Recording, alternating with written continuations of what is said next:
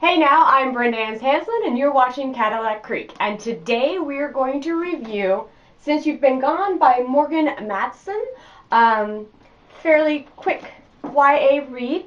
And I'm wearing some vintage clothes of mine today because they talk about shopping in vintage shops, so it's an excuse to wear my vintage clothes.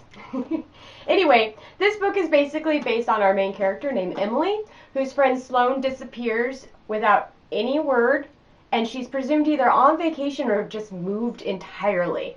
Sloane doesn't answer any text messages, phone calls, voicemails, nothing. And then 2 weeks later, after her disappearance, Emily, our main character, receives a letter, and it is just 13 things for her to do. And as I said in my TBR earlier this month, it was things like kiss a stranger, go skinny dipping, steal something, so on and so forth. So the book's basically about Emily trying to figure out what happened to her friend Sloane, and she believes that by doing everything on the list, it'll guide her to where Sloane's at. And, it's kind of like her journey of self-being, in a way, coming of age at the same time. I gave this book 3 stars because I had some issues with it. The first 19 pages, for example, can just go. Like, just cut them out entirely. And if you absolutely had to have them, it should have been brought down to 2 to 5 pages. It was so slow paced, I nearly gave up on the book. Like, I think I even posted on Goodreads, like, don't you hate it when you start a book and it doesn't grab you in the first 20 pages? That was this book. The first 20 pages were just dragging, and then on top of that, I felt like Emily needed a copy of the I think it was 86 book or something called Codependent No More, because she was so clearly dependent upon Sloane that this Emily had no identity. In fact, if something were to happen or she would be in an interaction with somebody, not only would she second guess anything and everything before she even said it, to a point that she said it late, but she would even think like, oh, if Sloane was here, she would ... I mean, seriously, folks, the first 40 pages, we could do a drinking game on how many times Emily says, if Sloane was here, that we'd be smashed by page 40. No joke. But there were some things that I did like about the book, other than editing issues, which would be, this book is written in like both present tense with some flashbacks involved in it, and then of course playlists. And authors that put playlists in their books, you still my heart, j'adore. I will read it every single time. And this author has some great music in here. And in fact, she even mentions more than once a local, now defunct Arizona band known as The Format. The lead singer, Nate Russ, is also the lead singer of a little band y'all might know called Fun, period.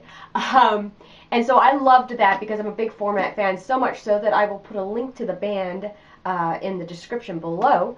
But I thought that was pretty awesome. I really loved, there's 2 different playlists that go on throughout because Emily starts making friends on her journey to check off the list. And one of her friends is Frank, and they go running together. And Frank's playlist is a little bit closer to what my playlist would sound like, but it's great. So I love that aspect of it. I love the flashbacks because they really drive the story ahead and kind of explains like why we're either on this item on the list, or what the mindset of the character is regarding this item. So I liked that aspect of it. Once again, there were a couple where it needed to be edited, but I love the interactions between the secondary characters, the supporting characters, which were Frank, Dawn, and Collins.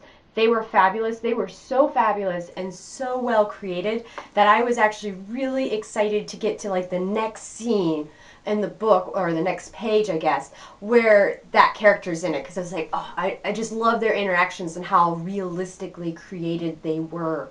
But the funny thing, because I know I'm driving it home on the editing, the craziest thing about it is, like, in the thank yous from this author, which I cannot recall what page they're on, but in, like, the thank yous, she even thanks somebody, a friend of hers or somebody. It's like the very first thank you in the book, and says thanks for editing, 400 pages or so on and so forth of this book. And I was like, guys, you could have edited so much more. It was some things, mostly the first quarter of the book, really needed to be shored up. And then my other favorite thing is that at the back of the book, at least this copy that I got from my library, there's Since You've Been Gone, and there's a deleted scene.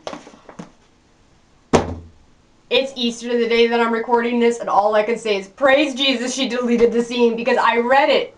And I think I made it through the first 2 paragraphs of it. It's like 5 more pages. And I was like, why? And it doesn't even make sense. Editing, folks. Edit your books. But regardless, I mean, I give this 3 stars. I did enjoy the story that was there on the occasion that it wasn't dragging. When you get past the first 40 pages, you're golden, pretty much. I mean, there's only a couple of spots where you're like, ugh. But once you get past the first 40, you're pretty golden. I'm not going to give you any spoilers, but I will say this for those of you who have read the book and you're just wanting my opinion on it. I stand with Dawn. I stand with Dawn on her stance. I loved it up until. So we'll leave it at that. But I stand with Dawn. I take Dawn's side on this. But I love the development between the characters and how it goes down. But this is definitely a great spring, summer read. I would pick this up. If you're going to pick it up, I'd pick it up right about now, because it can inspire you to do your own list and have your own adventures as we start headed into the summer months where more can be achieved. But yeah, 3 stars, mostly editing. Anyway, I'm Brenda, and you've been watching my review on Since You've Been Gone by Morgan Matson. And if you liked my video, be sure to give it a thumbs up. And if you want to see more from me, then be sure to subscribe, because you never know what vintage dress I'm going to bust out next. This is the first time I'm wearing it. Goodwill. Goodwill. My old pins. Anyway, thank you kindly, and you have a great day. Ugh, I rambled. But whatever, I'm not reshooting it. We'll just edit the shit out of it. Boom.